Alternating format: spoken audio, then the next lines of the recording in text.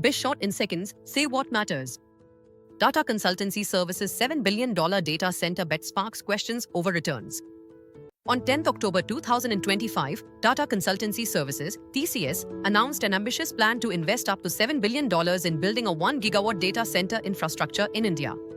While the move aligns with the growing AI and cloud computing demand, analysts are cautioning about returns and strategic fit. Tata Consultancy Services has traditionally operated on a capital-light model focused on services. Shifting to a capital-intensive infrastructure business could weigh on margins and cash flow. The intention behind the new plan is clear. With data sovereignty becoming a national priority and AI's data hunger growing, India needs substantial data center capacity. Tata Consultancy Services aims to meet a projected surge in demand from enterprises, cloud providers, and tech startups. The firm targets 1 gigawatt of capacity within 5 to 7 years and expects to partner with investors and operators for funding.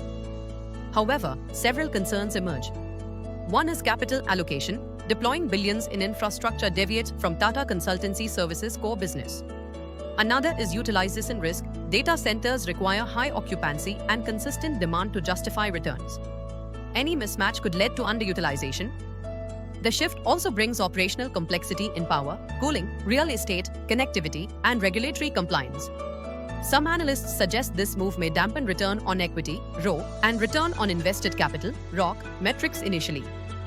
Additionally, Tata Consultancy Services stock fell till 1.5% after the announcement, reflecting market caution.